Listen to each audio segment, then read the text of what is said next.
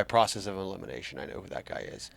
Anyways, so we got the call. We're back. We're live with the phone call. I'm going to try to my best.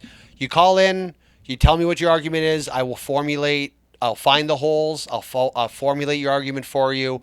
And I can, if you want me to handle the argument myself, call the person. I'm more than happy to help that. But let's help this person, Anchor. All right. Hey, Robbo, big fan. I hope you can help me out with this situation I'm having with this with my girlfriend right now.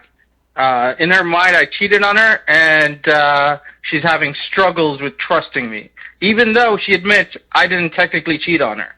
So, for context, about 4 months ago, well, we dated for 4 months, and then we broke up, and then we dated other people. And in that time, and then about 5 months later, we got back together. We had like a coffee date, and then said we are going to go out with each other again in 3 weeks.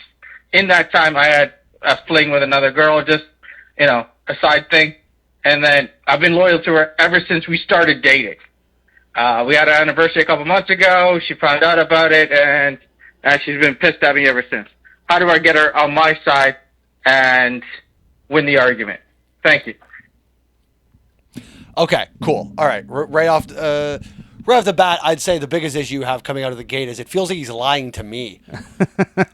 But just the way he speaks in a liar's tone, he's just a little seems unconfident in the story's timeline, even when describing it to a perfect stranger. But okay,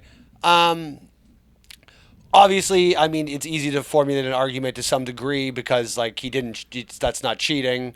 They weren't together at the time. Right, but so, I just before you go, yeah. just want to make sure because I can read the transcript. Okay. I think the emphasis here, just for you to catch it, is they decided they were going to go on a date, and then in the waiting for that date to happen, that's when he slept with the girl. So they broke up.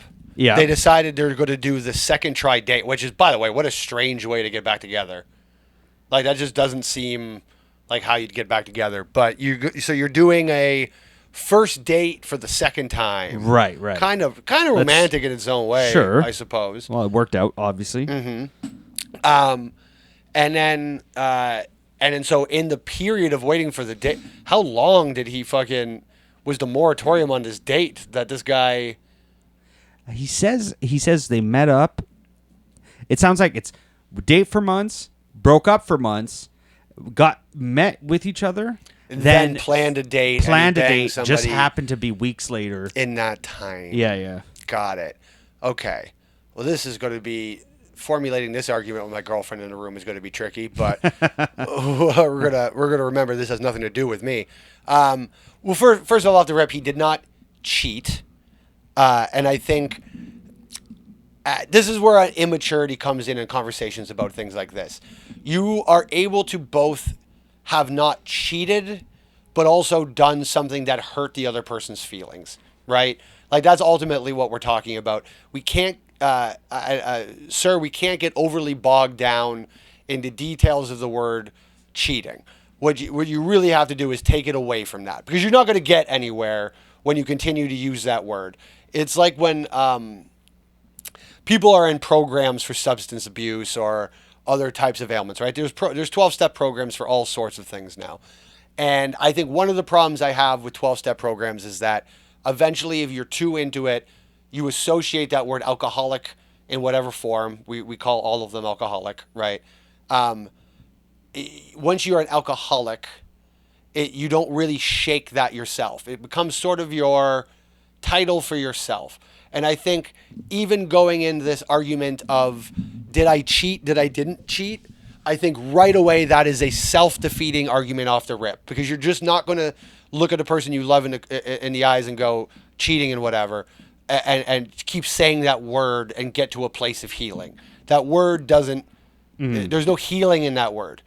What the first step he has to do in his argument is go, listen, I want to be very clear about this. I understand what I did hurt you. And by the way, this is not so far, no manipulation here. I am in the clear. We're still being good guy right up until this point. Like, I haven't had to pull the nefarious move.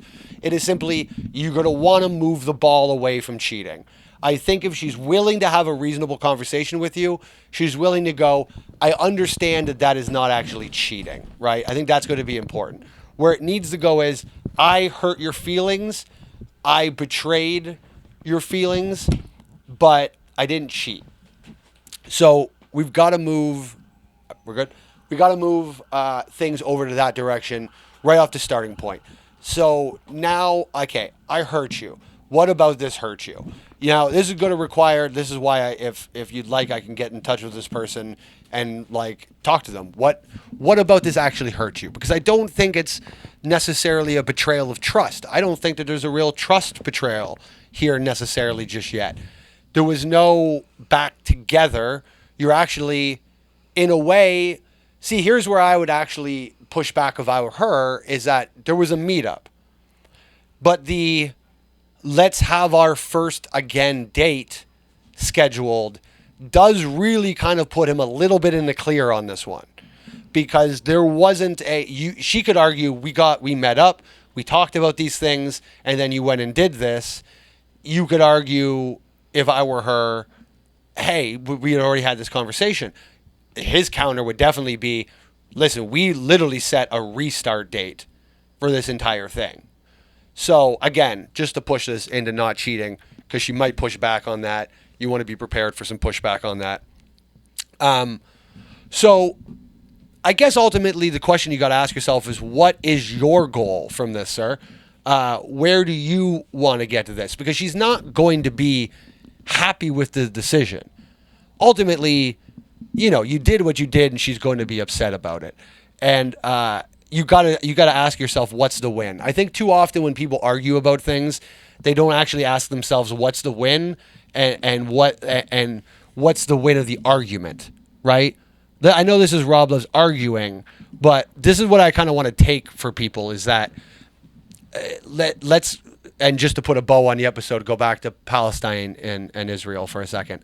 What is the win in Palestine and Israel, right? Because as you put the rubble back together and people are dying of disease and whatever, I don't think Gaza's feeling like they got a win right now. The win is when they're the world's greatest tradesmen. That's the win. But the point is, when this conflict was going on, what was the best thing for the Palestinian people? Not what did people feel best about going like, my team won, right? Those two things can be very different things. So what this guy really wants to do, if he loves this girl and he ultimately wants to stay with her, he likes the relationship that he's in and is willing to live with a feeling, a period of a feeling of hurt. You know, it sounds like this hasn't been that long yet, so he might still just be in the midst of her healing from the incident. But ultimately, what's the win? He's got to get the cheating label removed from this. You just have to. You didn't cheat, but you did hurt her feelings. If you're going to dig your heels in and go, I did nothing wrong, you have no place here. Like, you're now just bombing each other back and forth with ultimately no winner, right? You're just hurting each other back and forth. You're not really winning. This is not conceding. I also think that there's become a male trope of, oh, you just tell your woman what you want. It's, to use another analogy, it's the Louis C.K. versus the Aziz Ansari rape apologies. How you apologize is very important. If you apologize like Aziz and you just go, I'm so sorry, I can't believe that what I did, and I'm a different person now, it's insincere. If you remember the Aziz Ansari situation, he gave a girl red wine instead of white wine, and then she blew him, but she didn't really want to blow him. And she didn't say no, but she just blew him and then went yucky, and then that made him a rapist. And then with Louis, he apologized thoughtfully. He actually apologized for what he did. And to me, that's still the better strategy ultimately. Apologize for what you did, sir. You don't have to apologize for cheating. You do have to apologize for hurting her. This is going to make her, there's going to be feelings. If she had banged a guy the day before you guys had the dinner, you would feel the exact same way. So if you really want to ultimately access what it is that is in the apology, you need to sit down tonight And by the way, you should have help with this. Here's what I want you to do. I want you to open up like 8 tabs on your computer. And by the way, do this privately, because if she catches you doing this, you're in a whole different problem. I want you to watch 8 separate cuck pornography videos. And not where there's kind of like 2 different kinds of cuck porn.